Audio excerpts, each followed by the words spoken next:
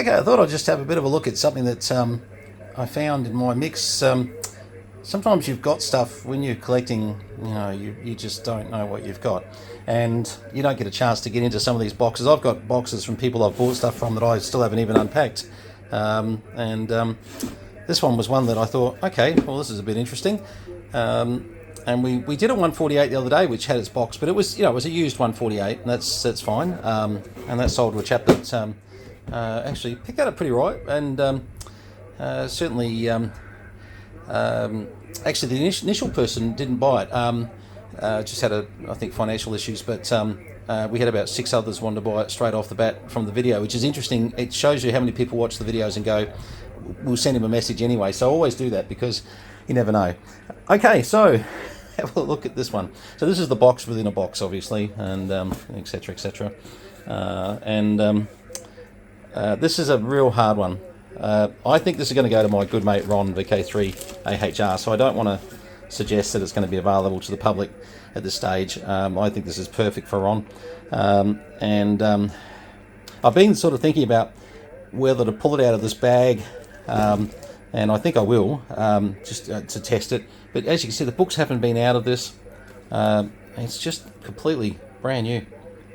Please call Cobra first if you have any questions about operating. Yeah, I don't know if I'll have any luck on that 1-800 Cobra number anymore. Anyway, but yes, this here has the full complement of, that's your accessory box with the microphone, everything. As you can see, it's just totally, it's incredible. Look, I'm going to pull this out, and I think we're just going to hook it up. I'll use another Cobra mic that I've got, and a power cord from our bench, so that we're not unpacking this here. I didn't have a 4-pin mic sitting in the workshop, and I was too lazy to go out the shed, so we did actually pull the mic out. So, but as you can see, look at that, like brand new, just come straight out of the wrappers. And I don't mind showing you inside, exactly. So officially we'll have to call this open, but it's pretty much like brand new. Okay, check this out. Absolutely brand new. It's just spotless, which you'd expect for brand new, but boy. Now, actually, an interesting, this is the Malaysian manufacturer. No digit issues. Sometimes don't, even though it's new. Remember, it's old. It's been sitting in the box 30 years. My goodness, beautiful. Now, just something to recognise. This was the Malaysian manufacturer 148 GTL.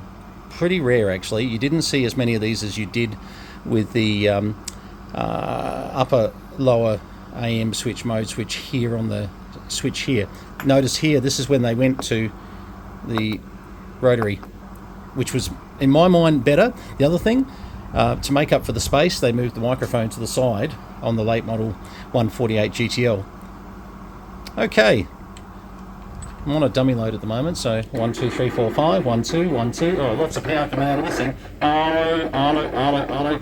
My goodness. Yeah, okay, that works. All right, let's just have a look here. Put a bit of signal into it. 0.5 a microvolt. Oh, turn my volume down here. Hang on. Oh, that's better. Have a listen to that. How it's hearing 0.5. So that's under 0.5. That's 0.2. Jeez. That's 0.1. Oh no, that's 123 minus 123, 125 dBm there. That is just incredible receive. Unbelievable. No, I would not have expected of that. The other thing too is they went to just bright and dim versus there was a 3 position on the early model. And what else? That's about it. I was just going to check the RF gain was totally up, but it should be. It was. And of course SRF, Cal, SWR, so you could do all that off them. So what a beautiful radio. Look, it's just, I hate that I had to pull it out of the box, but it's going, I think, to a very good mate of mine, extremely good mate, Ron, VK3 AHR, that runs the amateur ham radio net on 7100, sorry. Let me just get rid of that noise. Actually, sorry, we should just test.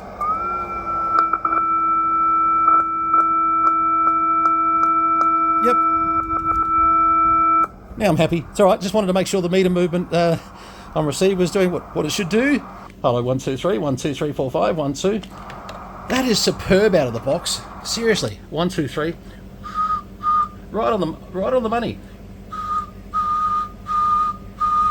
It's right on the 12 watts that it should be. Hello. 12 watts PP, exactly what it should be. I suppose we should just check AM, make sure there's nothing sort of silly going on there. Just turn some volume up. 1 2 1 2. Don't worry about the PP meter. 1 2 3 4 5 1 2. Now I'm on sideband there. Hang on, just move that there. We should be able to hear that as a 1 2 1 2 3 4 5 1 2 1 2. Now if I go to a non-PP meter for a minute. 1 2 1 2. As you can see, yeah. 1 2 1 2 3 4 5 1 2 1 2 3 4 5. Yeah, no, that's good. All good. No, love it, love it, love it. That is really an impressive situation when something sat around for 30 odd years. It really is. And I'm pretty sure this was Ross's from Strictly Ham, VK3MY. I've bought a lot of stuff from all over the world. I'm just 99.9% sure this was one of a couple that I got off Ross. We actually had 3 in the box in the 148 GTLs. And they're manufactured all around the world. They were contracted out to China, Thailand and Malaysia. And part of me thinks there might have even been a 4th in the Philippines too. I just don't know if they did the 148. I know there was a lot of manufacture of Cobra in the Philippines over the years, but I don't remember if they did the 148 GTL in the Philippines. They might have stopped in Malaysia with this particular model. I think this isn't it funny? This was the design that should have really come out to start with in some respects. Some people would argue the upper-lower sideband in that switch position there was probably not the smartest move. Look, to be honest, they never used to give too much trouble. They were always quite functional and pretty easy mode selector to replace too. They weren't difficult. And I mean, look, I'm probably more traditional in the upper-lower sideband there. Other way around, lower AM, upper. But by the same token, it really doesn't matter. They all connected to the same board. It wasn't that there was a design change, it was just how they manipulated their mode switching and various avenues of where they put their mic socket to accommodate the new faceplate design. But yeah, look, if I had to say which one am I more prone to, I'd probably say this one. But boy, they're all brilliant. They really are. As I said, same board, same performance. You're not going to get any better performance out of this one than you are the earlier design. This was just an update design that they did. But yes, this is a particularly rare one, and no, you wouldn't buy this for $400. I can tell you now that my mate that's buying it, he's buying it probably at half what it would go for on eBay. They really, when they're this nice and this original, they're pulling huge money. Sometimes I would argue insane money, but the market is what the market is, and that's something I've been trying to get across to people is often, when I'm asking you, what are you thinking?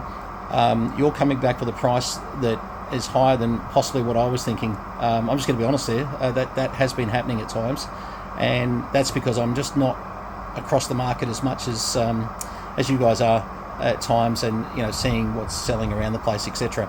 And look, some things are just so rare that it is hard to price them. There's no question. And when you get stuff that's like new in the box like this, yeah. But anyway, I think the fact that if this ends up at Ron's place, it's a lovely standard. He doesn't have to worry about has it got any mods done or anything. He can legally have it sitting there. And when you see this new Radio Act come in, trust me, you're going to want to think about what you've got sitting on your bench and what's going to be happening. There's some big things coming. They're slow in coming, but they're coming. So be warned that Australia is going to see some very different things to deal with in how you have equipment sitting on the shelf. at the moment very vague and very blurred, as you know. That will change, and I've seen the draft, and there's some discussion of on-the-spot fines for certain things. There's lots of things going on behind the scenes, and all the different radio bodies are making comment towards what they would like to see. So we'll see what comes out in the end. But something like this, you don't have to have a license for it. You don't have to think about it. You can put it on your shelf. It's got no modifications, no nothing, and it's brand new. All right. Thanks for having a look at this. This is a bit of a special one. I know I haven't been doing a lot lately, and we've got a lot more to show you. As I get healthier days, I have got hundreds of radios to show you, hundreds. And I'm literally, I know that sounds like a bit of crap, but it's not. Literally hundreds that I have wanted to get to show you, and I'm really behind the 8 ball. But hey, it's a good day today, so hopefully you're enjoying your day. I'm enjoying mine. So 73s and all the best from VK3 Charlie Mike, JDW 229. Cheers all.